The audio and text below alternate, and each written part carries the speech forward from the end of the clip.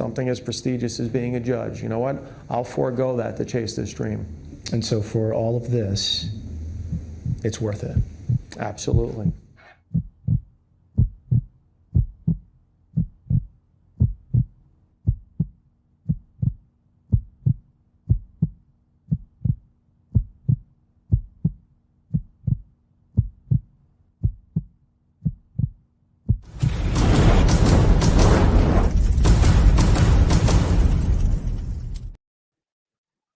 Hey everybody, welcome to another episode of Judge Vinny. I am Judge Vinny, Vince August, coming to you live Tuesday, March 30th. We told you last week we were going to switch the day to Tuesday because we wanted to bring one of our friends back, my law clerk, Ben Goodfriend. He's going to be joining me with Michael Sirachi, my legal intern, and my court administrator, Jess Miller. Without further ado, Jess, bring everyone into my chambers. We have so much to talk about.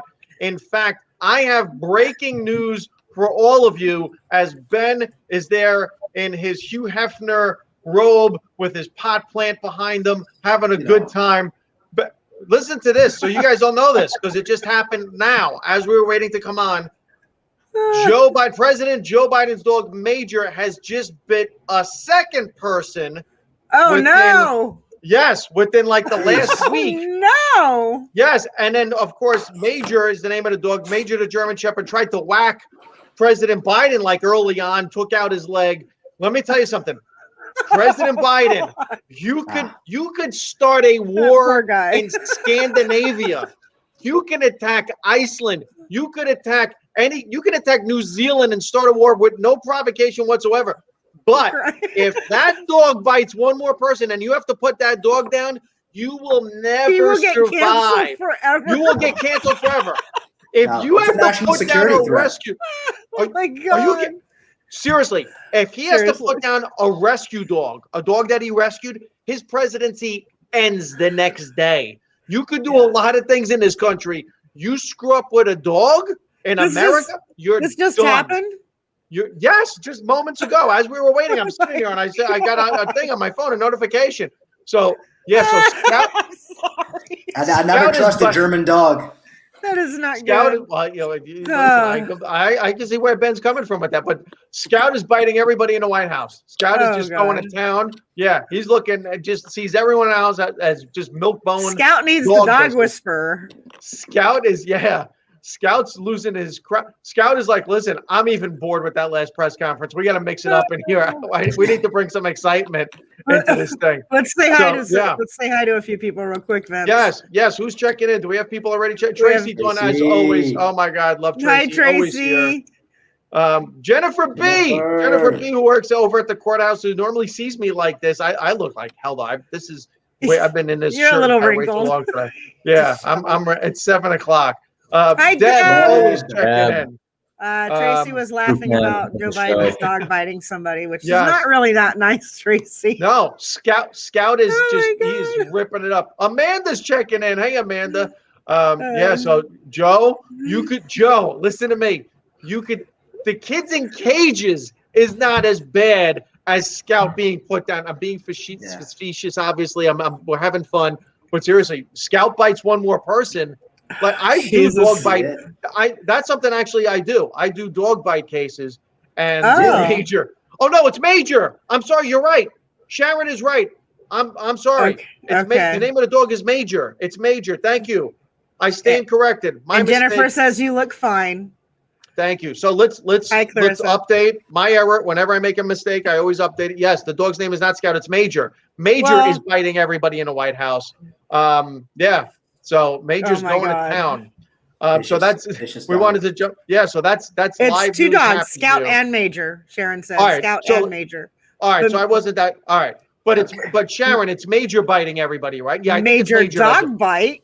Yeah, Major's going to town. Major's like, I've had it with this. I already don't. Major is like, I guess Eric Trump then, right? He's like is he Eric Trump? I guess he's Eric Trump, and then Scout is like Donald Jr. So that's All right, so there we go. These are terrible comparisons. Unfolding. So listen, guys, we want to have fun again. We're gonna do potpourri, kind of just grab bag stuff. Feel free, everyone, to jump into. One thing I wanted to get in on, and listen, again, we do law, we do comedy, we want to have some fun. One of the things I wanted to have fun with is something that's not really funny, but Cuomo, they're lining up. Every time Gloria Allred comes on the TV, I'm like, oh my God, another person. And sure enough, there's another accuser against Cuomo. Here's the thing, though, I was talking to somebody about that seems to be there's like this consistency where he makes a point of even saying that his dating range starts at like 25 years old. And here's that, Jess, right? I'm sorry. I mean, and here's my thing. Look, first of all, you have twin daughters. His oldest two kids are 25. So right off the bat, that's weird because if your daughters have, he loves his kids' friends. No, he loves his kids' friends. He's just, yes, and guys, hey, why don't you invite that one friend over? We can have him by the pool. We'll make you guys. Hold on. Hey guys, why don't you invite Sarah? You're gonna lose control. That's you're losing control. No, I'm glad that they're chiming in. I want Michael and Ben in on it because here's the thing. Michael, how old are you? 23. 23. Ben, how old are you? Also 23. Okay, I'm 51. Can we just reverse the roles and you guys can date me? Hold on. Hold on. Only if we can do it at the same time. Jez. Only 51. If I get to wear those Oakleys, baby.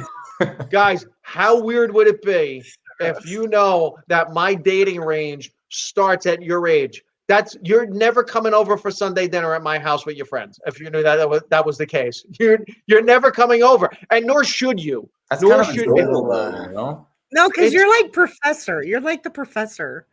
That's just gross. And it's so abuse of power. It's disgusting. It's so creepy. Come on.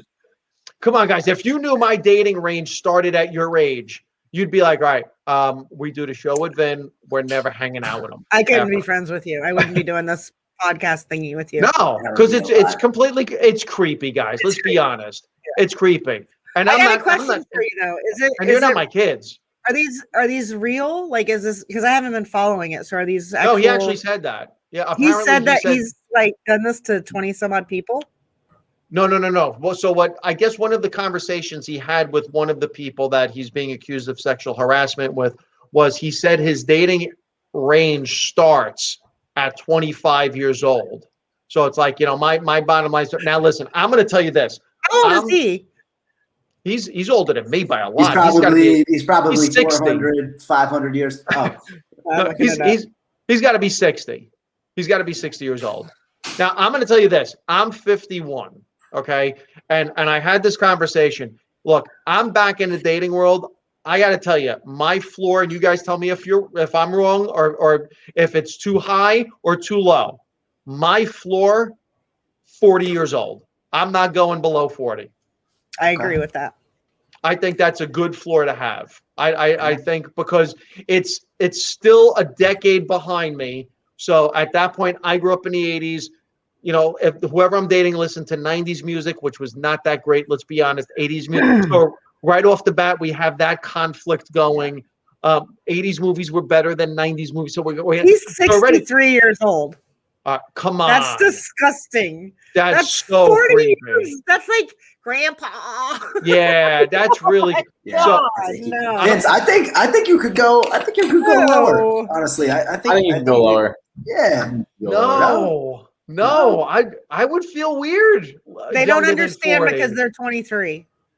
I would feel. See, if it was reversed, like these guys, like how they secretly have a crush on me. They're like, oh, right? You guys were like, we don't not care. That secret. It's not secret anymore. But you guys wouldn't care.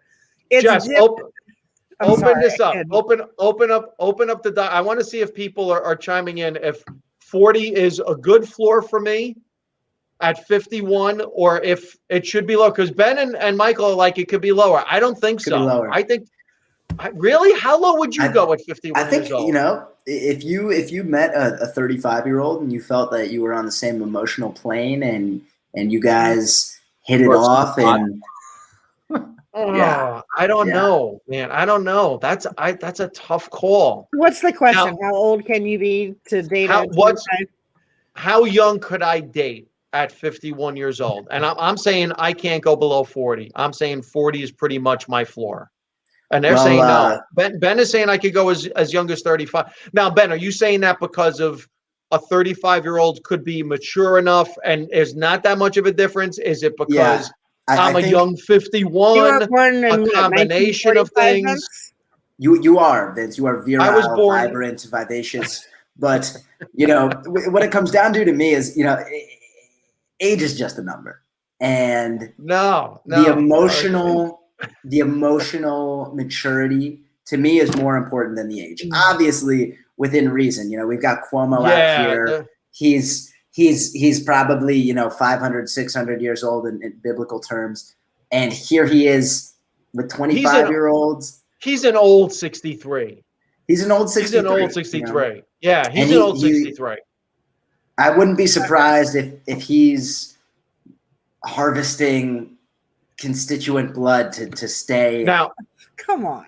Now hold on. Now I'm gonna throw this. Says young people don't understand. Now I'm gonna throw this to Michael. I have the personality of a 60-year-old. No, hold on. So I'm gonna throw this to Michael and Ben now because there's a weird thing with your age. So now you're 23.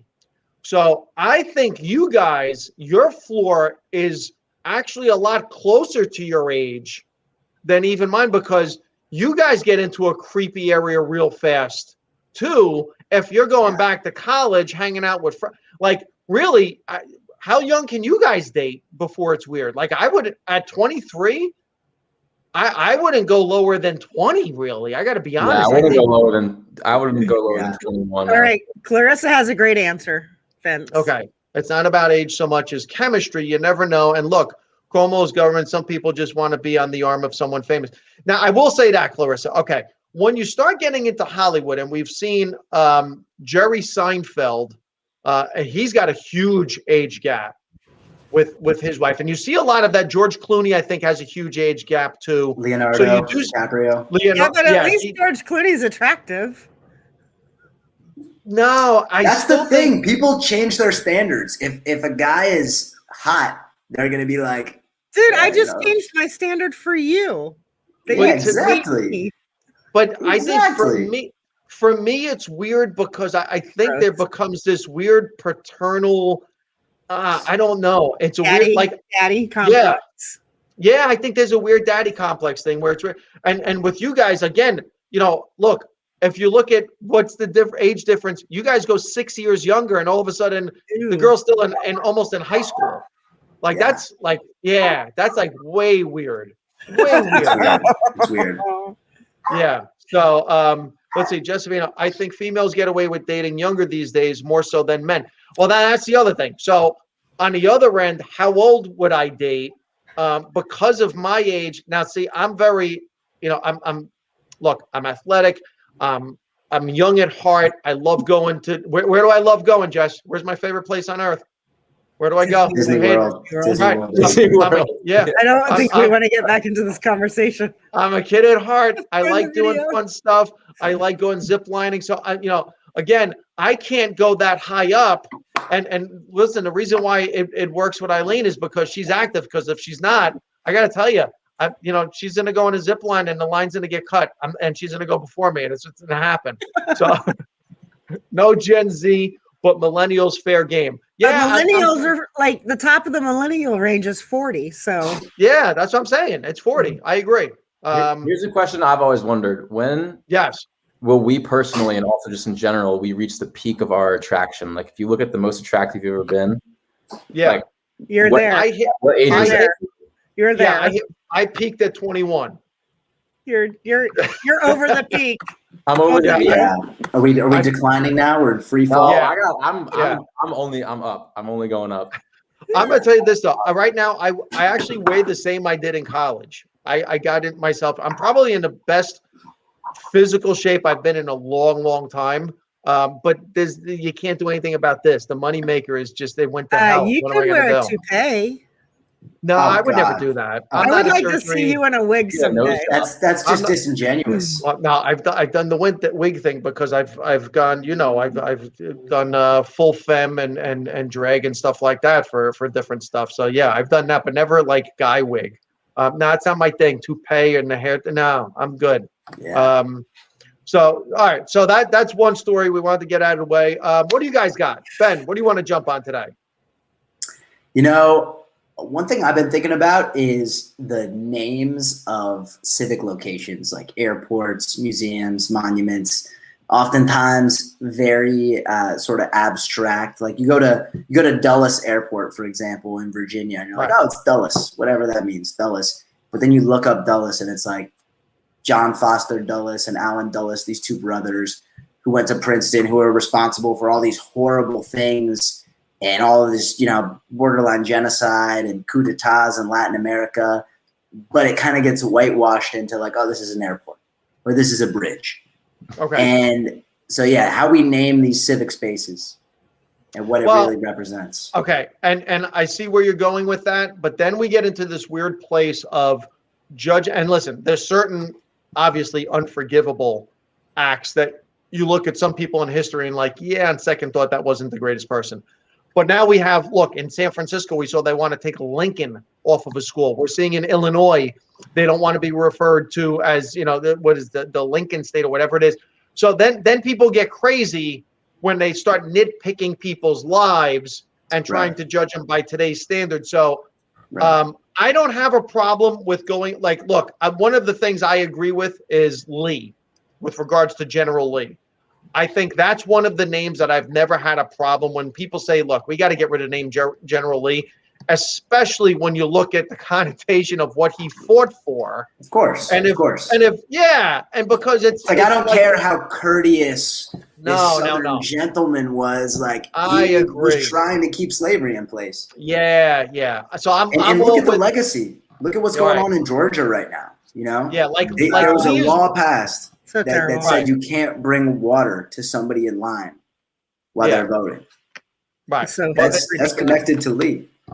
Well, there's also a weird provision that it's like up to an hour and a half before they vote or something like that. So the arbitrary lines they draw in the sand on some of these things are ridiculous too. But I'm with you on some of the names.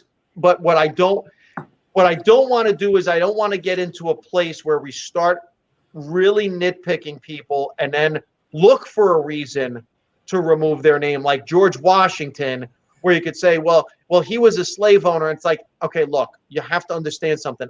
While I'm not trying to justify George Washington owning slaves under any form, he was also the same guy who was president who said, hey, look, you know what? No, we need to have an election because you guys want to make me like an emperor and a king. And we just fought against that. No way. I don't want to do this anymore. He fought for the freedom. He fought as a rebel. So look, we can tear him apart and pick out that one thing and then look at the positive qualities and say, look at the time, look at the generation. You know, it's a weird thing. And then you can get into religion. Yeah, you can get into religious figures as well and start getting into, you know, look, people can look at the name Jesus and say, well, Jesus, you know, wherever we see Jesus, now is it Jesus? Is there connotation to religion? It could create a weird slippery slope, but I think there's certain situations, Ben, where I agree with you. Like General Lee is one of those right off the bat that I'm like, yeah, gone. So I feel that. Are there any names or any people that you're like, look, man, we see this one a lot, we got to get rid of? Other than Lee, because that pops into my head.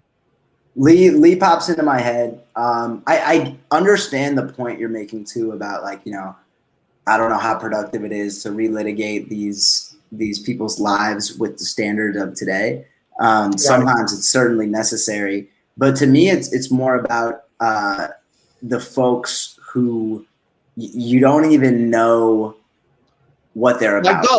Like Dulles, you know, like these sort of invisible history figures who really, when you look at their record, did a lot of bad stuff. Yeah, but they get sort of, you know, they get placed into the realm of immortality in this broad way, but there's no real record of what they did. It's just their name gets stuck on the airport or the dam or it's different than having a monument. One of the things that happened up here in New York was they took off the name Tappan Zee on the Tappan Zee Bridge and put Cuomo's name on it, who was the governor, the father. And I'm like, wow, we took off like it wasn't like Tappan Zee was like the name of an Indian tribe. And it's like, that was kind of weird. Moving the name. Yeah, but like when it comes to Native Americans, I'm like, I don't think we should touch any of those. All things considered, I'm like, we could have found something else we could have named after Cuomo. I don't know that we should touch Native American stuff. So how do you feel about Columbus Day then? Do you think that should be changed? I'm going to tell you this as an Italian, who's first generation Italian. Of all of the Italians you could be honoring, I've always said this about Columbus Day. Not anywhere near the top of my list of Italians. When you look at, Enrico Fermi, when you look at the different music artists, when you look at, God, you can go on and on, Michelangelo. There are so many better Italians that you can associate an Italian holiday with than Christopher Columbus. To me, if you want to honor Italian heritage, just call it that, Italian Heritage Day. Don't name it after, don't pick one and make it about Christopher Columbus. I would rather just have an Italian Heritage Day. I've always felt that way about that. Yeah, and let people learn the history rather than say, "Oh, we're going to use this guy because he took a boat ride and happened to land in this particular place, which was like kind of weird, blind luck, type of thing." More than it's like discover. No, you didn't discover it, man. And he was horrible in what he did, and he was a murderer and a rapist, and you're right. I mean, listen, so many good Italians.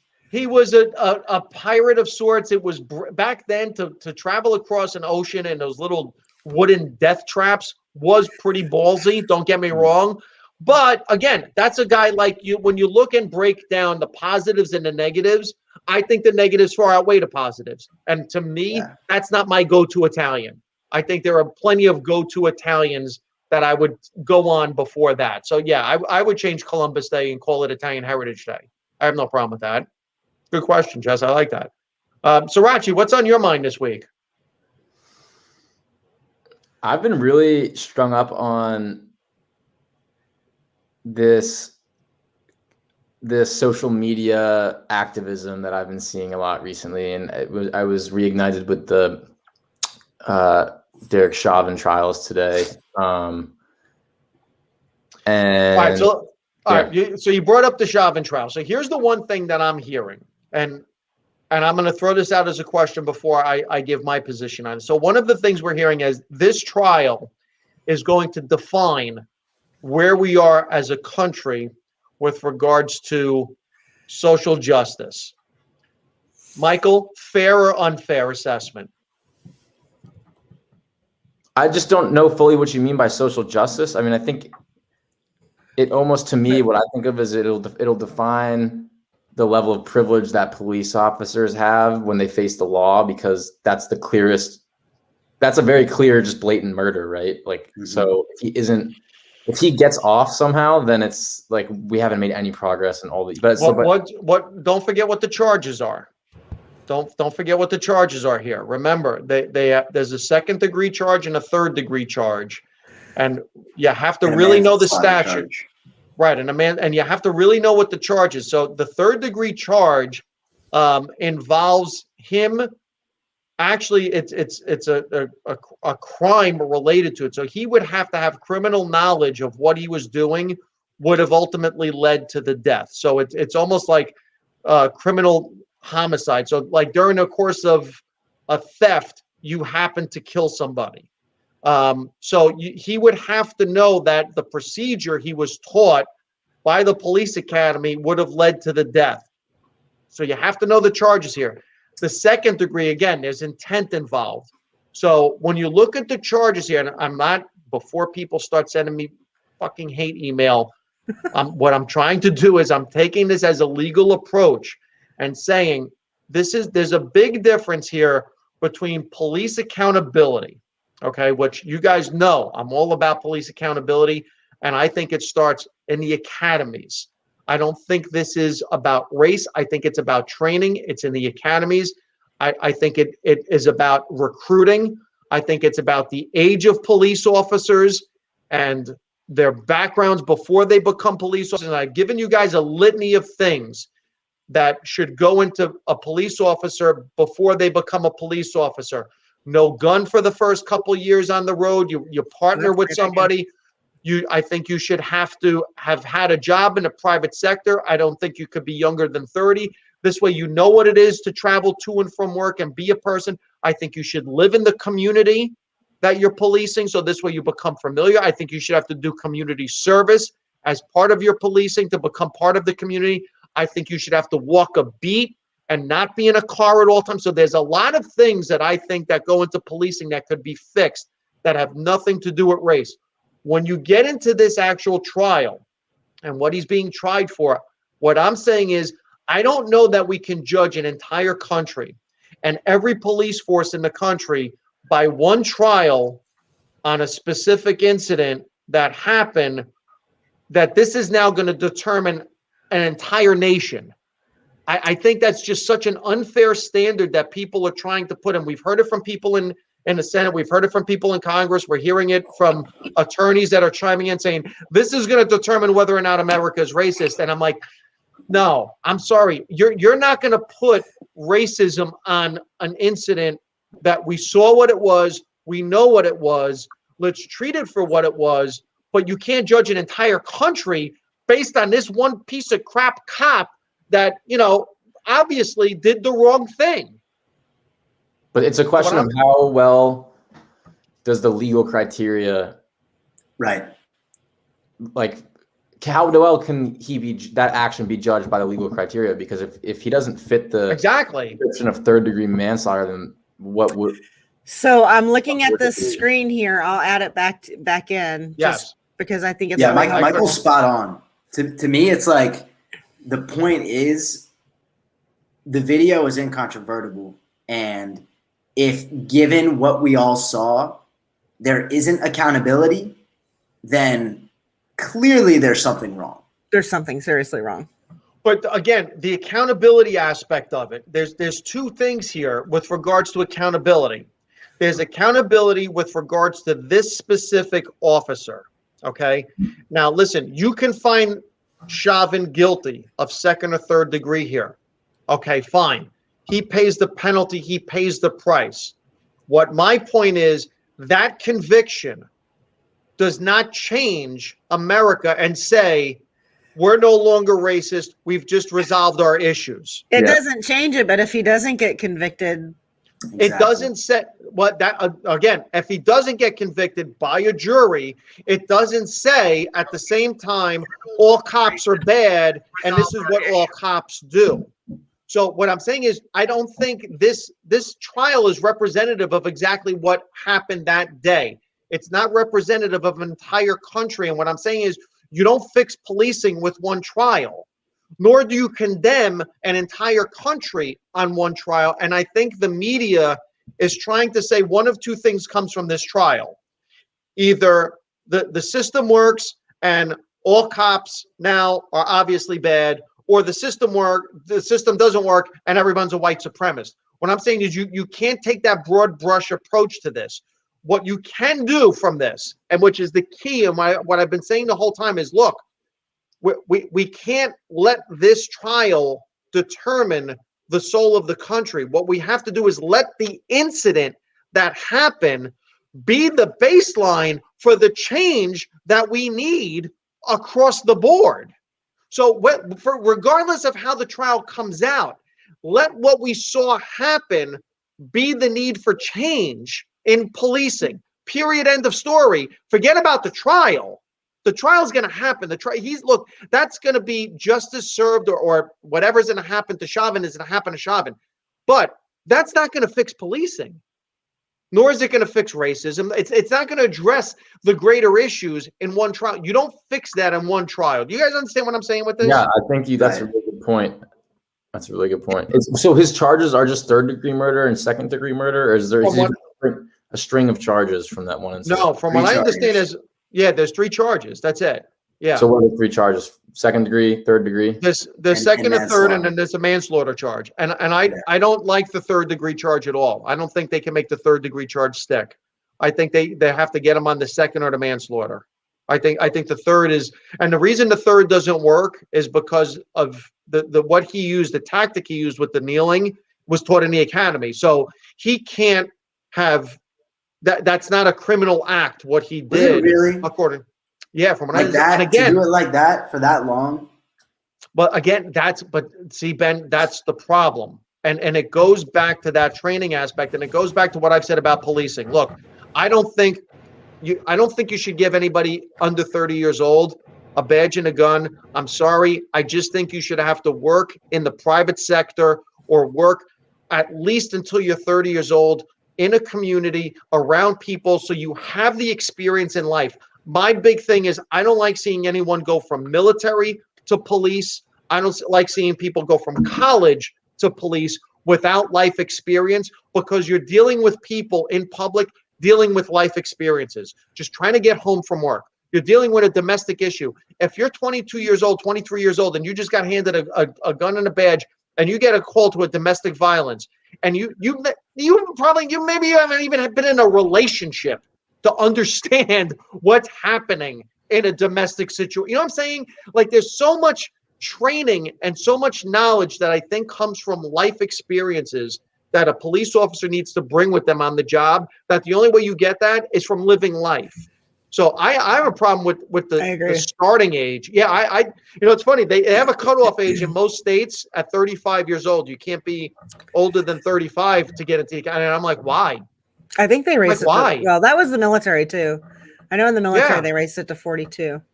And I'm like, why? But I think at 35 years old, if anything, you're in a better position to be a part of a community and policing and things like that. I think you've experienced more of life where you bring more to the table. How about, I don't know, Ben, Ben and Michael, you're 23 years old. Do you guys, would you like a gun and a sports car and that kind of authority at your age? I mean, I think it leads to abuse. Definitely. First of all, I would never want to be. I would never want to be a cop personally. And second of all, there's no way that anybody our age is prepared for that level of responsibility. There's just no way. It's a lot. It's a lot. Even with the military. Jess, you were in the military. Yeah. I mean, huge difference between I was in 18 and 23. Huge difference in those just those 5 years. I mean, come on. Yeah. I even say with the military, when you have 18-year-olds being put in a situation like that, and you're talking about stressful situations, man, and right now we have a whole thing going on with how woke the military is and all of that wokeness stuff. Forget about that. To me, what I think the most important thing that we could do with our military is make sure that all of these young men and women have counseling just to deal with the stress and the pressure of being turned into a killing machine. I mean, let's not kid each other. I mean, really, that's what you're training people. You're stripping them of their identity, turning them into a killing machine, which you kind of have to be. Let's be honest. You kind of have to be that because of the circumstances you get thrown in. You're teaching people to shut off emotion, when you're on that side of a gun. I mean, that's a stressful thing, man. They're giving them this, like, you're supposed to be this person now, and you're supposed to absorb this cookie cutter thing that we're telling you to be, and then it gets caught up with all these like brotherhood and the life is way more complicated than that. Yeah, absolutely. A box of chocolates. A couple of comments. Yeah, let's see what we got. Paulina. Paulina's always checking in. Thanks for checking in, Paulina. Yeah, I agree, man. I think the perspective of the person that pulls you over is important. And listen, I'm going to tell you this. So let me ask you guys. So there's a town very close to mine. It's a very high-end town, Ridgewood, New Jersey. I'm going to call it out. What the hell? What are you going to do to me? And there's a main street in the town, and there's shops all over the place. And there's the one intersection right in the middle of Ridgewood Avenue where, the dinners, people having dinners on Ridgewood Avenue, and on the side streets, there's restaurants all over the place. And every weekend that I've gone there, whenever I've seen people out, it's a nice town to walk through, take Lucy for a walk. There's a cop standing in front of his truck with his vest, tack vest on, sunglasses, baseball cap, and he's basically holding his vest like this, standing there. Why? Okay. What's your immediate reaction to that? Well, why? That's my immediate reaction. Who's walking? I guess it's very high-end white-collar people. So why do you? My immediate reaction is this cop is there to protect the property and the storefronts and this high-end white neighborhood. I mean, I don't have a problem with that inherently, as long as police is because Ridgewood is so dangerous equally. Well, the idea of a policeman like standing guard outside like a high, sorry, I can barely speak today. Like an area where a lot of people are. It gives me comfort in a way, right? Okay, so you like the security aspect. Ridgewood is a dangerous place to be? I mean, no.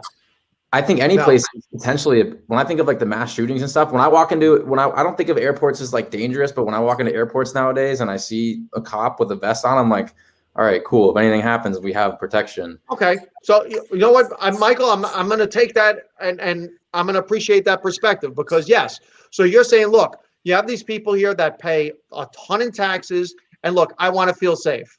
So because I see this cop here in a tack vest looking intimidating, you know what? That makes me feel safe. Okay, now I'm going to take the other perspective on that, which is if he's walking up and down the street, when I walk past him, rather than look at me like RoboCop, how about, hey, how you doing tonight, sir?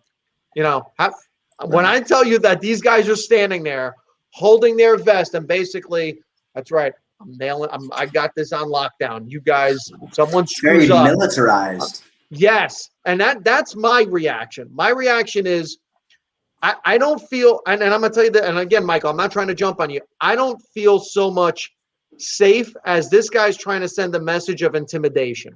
Absolutely. You could be there in a cop uniform walking down the street, and I know, okay, look, I got a cop here. Something happens. This guy's here. Boom. I feel good about it. Well, listen, now when you say like who's he trying to protect? Who's he trying to intimidate? I don't get it. Yeah, I mean, protection and intimidation are two different things. So if he's that's obviously a problem. But I'm just saying I don't think a cop being in like a high-end residential area is like problematic because there is always danger, and as long as police distributed equally, I think that's fine. I mean, let's look at this though. If that is how Vince perceives it, Vince, who is familiar with the criminal justice system, who is, you know, an officer of the law in a different regard, who is a confident, self-assured, tough guy, and he feels that intimidation, or he at least senses it. How do you think somebody who knows that historically their ilk has been targeted by police is going to feel when they see that? Not to mention, I got a nephew who's a cop. I have friends that are cops. One of my closest friends who passed away was a cop. I go shooting. You guys know I'm a gun guy. You guys know I go shooting. I go shooting a lot of times with cops. What I'm telling you is my feeling is, and this is part of the problem, and this is what kind of what you mentioned with regards to this trial. I think there needs to be an approachability. I think there's a way to make me feel safe and approachable at the same time, where I don't feel like you're trying to stand there and send a message to everyone. Hey, everyone, no one fuck around. I'm here. Well, okay. And I'll put you. That also goes back to age, right? I guess How so. old was the cop? Because a lot of it. Yeah, he's young. Okay, so a lot of the younger cops I notice are like, oh, right. And you know, the older, more middle-aged cops, 35 and up, like you were saying, would probably say, "Hey, how are you?" Yes. And the other thing I'm seeing is the military haircut doesn't help. No. Look, you know, Jess, you've served. Okay. Yeah. Once guys get into SEAL level and Delta level, they're and pretty hardcore. They don't have the military cut. They got long hair. They got beards. They blend in to the environment. Right, and to me, I rather than have the cop there with the hat and the sunglasses, and I see the tag. What I'd rather have, to be quite honest, I'd rather have a couple of undercover guys just hanging out, having a coffee on the corner, and you don't know who they are, but we know that somebody's there. Here's a different perspective for you. I like that approach. That's me. You know how many comedy night fundraisers I do? Yes. I've been doing them for almost the whole time I've been a comedian, for almost 9 years now. And I've never once had a police presence until I did a show for rebuilding Puerto Rico. Okay. And that was to send money to nonprofit groups in Puerto Rico to help build houses for people who weren't able to afford it. Right. And the venue forced me to have a police presence. I've never once had a police presence at a comedy show. I've had over 400 people in my shows, never once until it was for Puerto Rico. Right. So I see it from that perspective of kind of a racist aspect. Like I stopped using the venue. Right. And look, I see Paulina's defending Michael. And again, I'm not trying to pile on Michael at all. I appreciate Michael's perspective. And I know a lot of people have that perspective, saying, look, just because it's a high-end town doesn't mean that there's not dysfunction, there's not problems, and they don't have crime. They absolutely do. And you're right. And you know what? Odds are the people in Ridgewood like that. Maybe they like that. Maybe they want to have that police presence. For me, I don't know. I guess I want the cop to be more approachable. I would rather. Yeah, I want to feel like the cop is part of the community, as opposed to I'm separate from you. I'm here to police you. I don't want to feel like I'm here to police you. Yeah. I'm here to be part of the community. I'm here to protect and serve. We're all in this together. I'm doing that's me though. That's me. Yeah, I personally feel less comfortable when I see police. You know, that's just me. That's just me. I wouldn't say I feel less comfortable. Yeah, I don't mind cops being around. Basically, all you're saying is that they need to be approachable. Yeah, I want them to be human. Yeah, I want them to. I said earlier, it's the militarization that is. Yes. It's to like not. There's Michael. What needs how we the cops need to be Michael. Like have Michael's nailing it. Yes, Michael, nailing it. That's why I'm pointing out to you. Nailing it. Say it again. I can't even speak to Say it again. Say it again. It's the militarization.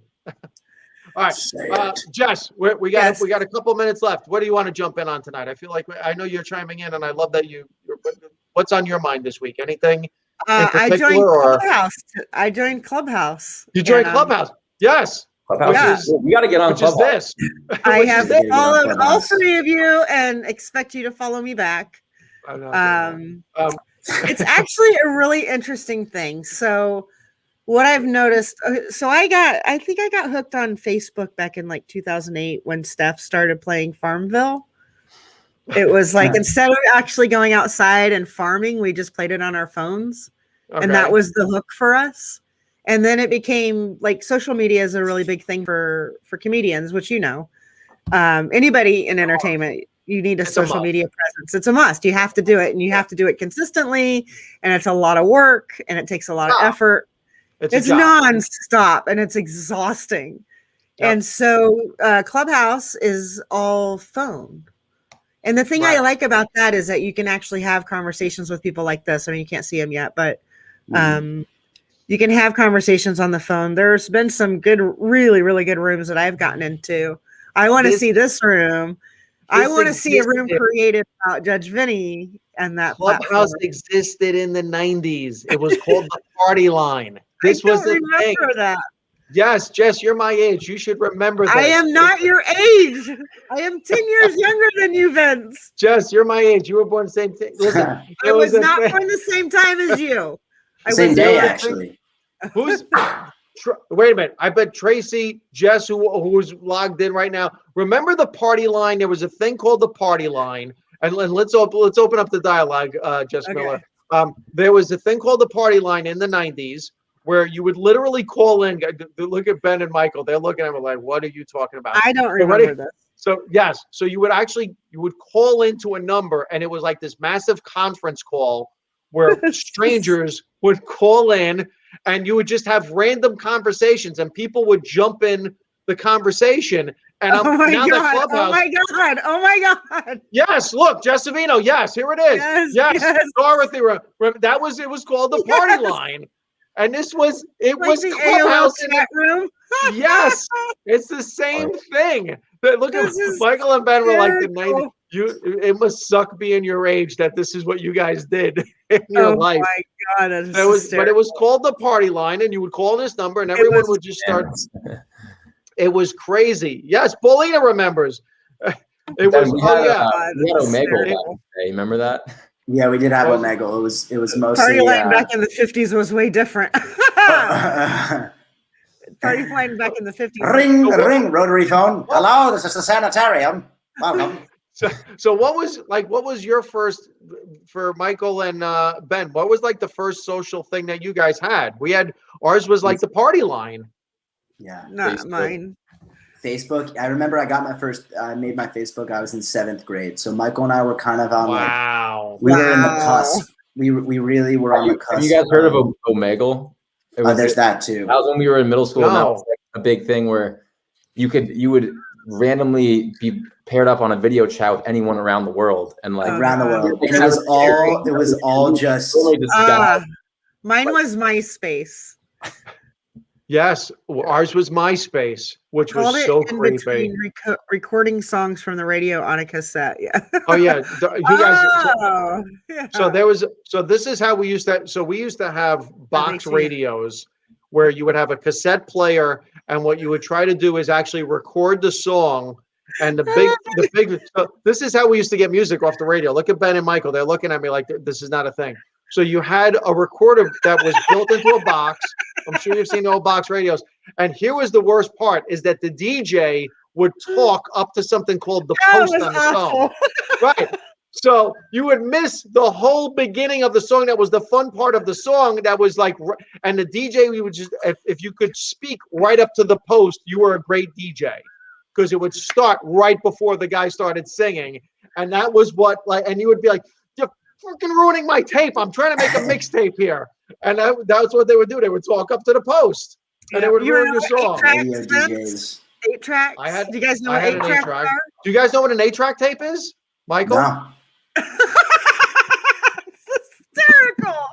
Oh my God. An 8-track was like we're in a land of NFTs. Nintendo game, except for it had it was like you had to blow it off and stick it in the car. First of all, So first of all, it was the size of a suitcase. Okay. Oh my God. And here's the thing about an 8-track tape: you couldn't fast forward and rewind. You had to listen to every shit song this band put out because there was no fast forward and rewinding. And you know how many songs were on an 8-track? Like 2. 8. Eight. So it was the band's 8 songs, and they would put 2 good songs followed by their shittiest 6 songs, but you had to listen to everything. You had to. Anita, I had a 4-track. But yes, and then before that, they had phonographs where you actually had to crank. I can't believe you guys have never heard of an 8-track. I should give you homework to look up an 8-track. Hysterical. We'll do it. That's our homework for next week. Yes, and they were huge. They were like this, now. they were like this big, and you could see like the tape across the front, and it would get jammed. It would get stuck. You'd have to put like matches underneath it to lift it to make sure that it would. You've seen VHS, you don't want to right? young people, but if you keep talking about you guys have seen VHS tapes, right? You've seen VHS. I remember okay, VHS. you know that the tape that goes across the VHS. Right. That was the same tape that would go in the 8-track. Exposed. Yeah, It was completely exposed. It was just out there, just out and about. They're just like, we don't know what you're talking out. about. Vince, look at their faces. We Look don't know what you're talking about. Michael, what did you just say before Jess started talking, I said Michael? you don't want a young girlfriend, but if you keep talking about the 8-tracks, you're gonna attract some young fans. That's some sexy stuff, man. We gotta get sexy at Bumble. This is why I got 25-year-olds like Cuomo just banging on my door. They're like, I want to go for a ride with Vin in his seat beltless car, listening to 8-track music. 8 tracks, the sonic equivalent of that cop in Richmond. Pre-vinyl record. Yes. Now, Jess, did you have a car seat? Did you ever sit in a car seat? No, and I never had to wear a seatbelt. And my parents drank and drove.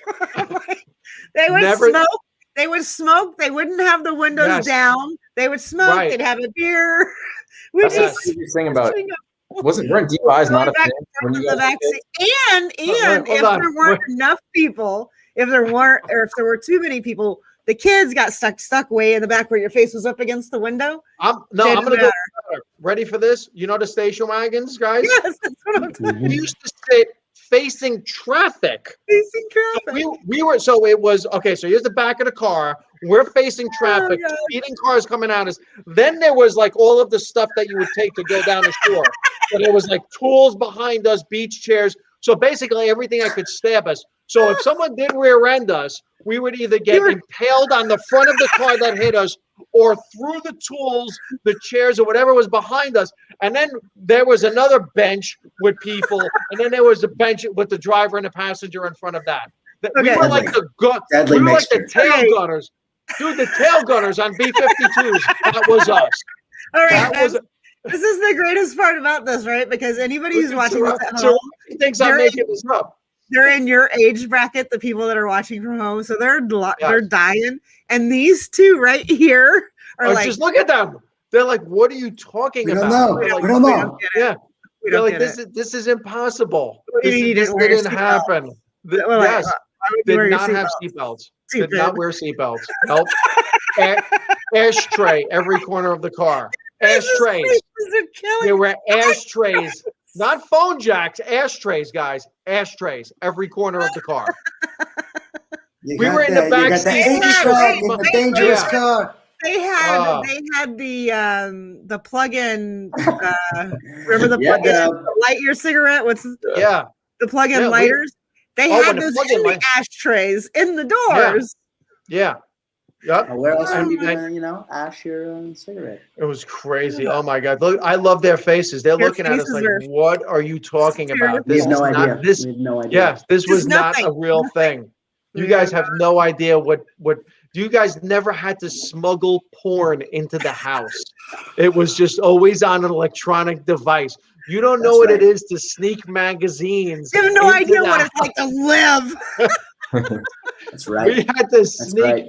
We had to sneak things in and out of the house where you guys are just, you pull up this there, look, boobs. And then there they are. It's that easy. It's that easy. We had to sneak porn into our Ethernet. Faces are killing me. Oh my God. Did you guys have dial-up or no? Were you always on Wi-Fi? Wi-Fi. Well, actually, my grandparents, I experienced dial-up at my grandparents in Wisconsin. In the rural area. You guys didn't have dial-up? No dial-up. So you don't know the thing where we're what dial-up is? No, I'm aware of it. Come on. Oh my God! So they would like used to actually hear the before the computer. You would hear the phone calling to hook up the computer, and when you were on the computer, there was no phone service to the house. You literally used the look. Oh my God! Let me see if I can. Wow. Let me see if I can just play this for them. That's, Hold on a second. Can you pull up the dial-up sound? And we got to wrap this up. I'm gonna try. God. Yeah, I gotta pull it. I'll pull up the Everyone AOL. is commenting. Everyone's commenting on your priceless faces. Ben and Michael sitting there like this is not hysterical. There was never this lack of technology. It's impossible that you guys lived like this. They're looking at us like cavemen. Sounds healthy, honestly. Yeah, sounds healthy. Yeah, we are being poisoned by this concept. I'm so addicted to technology right now. All right. Hold on, listen. This is this naked man. Let me know if you can hear this. With no appendages. Play the sound. I'm trying. Come on. Got mail. Okay, hold on. Got mail. That's not it.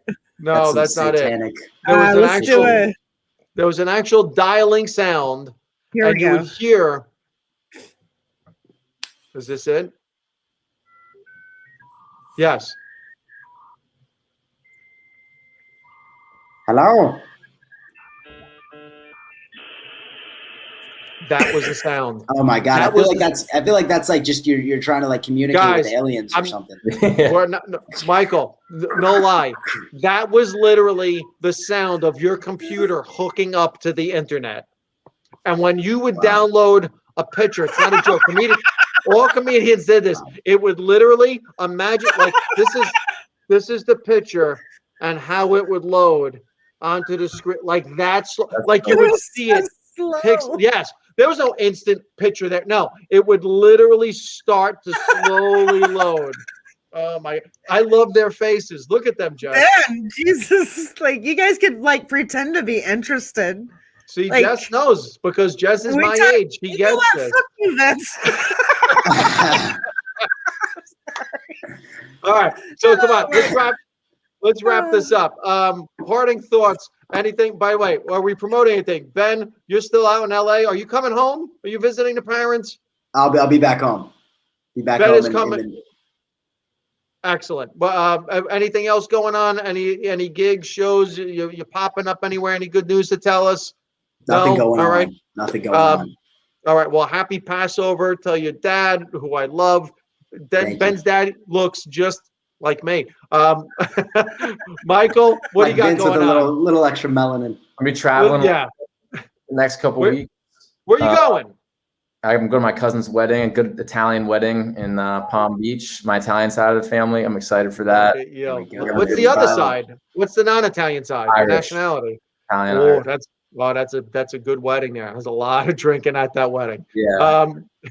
Jess, what's going on with the comedy club? What's going on with OMG Comedy? I am rocking and rolling. I have the next 4 Saturdays booked. So amazing. If anybody wants to watch comedy online, I am the one that you should come see me. Not me. Yes. I'll be there. I'm hosting, but I have like amazing comics. Esther Steinberg. And maybe we can get some people onto. We might be able to do that. Yeah. Yes, we need to get some. Maybe. This guy and this guy over here, we can get them a couple minutes on there, make it a little jokey joke. A little joke about 8 tracks. Talking about 8 tracks. What track you're trying to do? Anybody wants to, you can see I'll go there and talk about 8 tracks. Instagram at Jess Comedy or OMG Comedy Club. Let's. Any questions from the people in the audience before we check out? Let's see if anybody's got anything to say. I know people are cracking up with the 8-track stuff. Yeah. Listen, if you're watching, please let us know if you watch live. Throw an L in a comment. If you're watching on replay, throw an R in a comment. We really are trying to push people over to the YouTube. Make sure that you like, share, most of all, subscribe. Please, everyone, subscribe to the YouTube. We can monetize on the YouTube. We can get some money in. We can, kind of help with the production and do it more often. So that's one of the things we want to do. So please spread the word. We hope you guys are having fun. We're just trying to bring levity to your lives, cover some important topics, bring in some fun, have you guys chime in, ask questions. feel free to message me. I will respond to all your comments on the thread. Thank you so much for joining us. Jess, take us out of here. Thank you, everybody. Judge Vinny.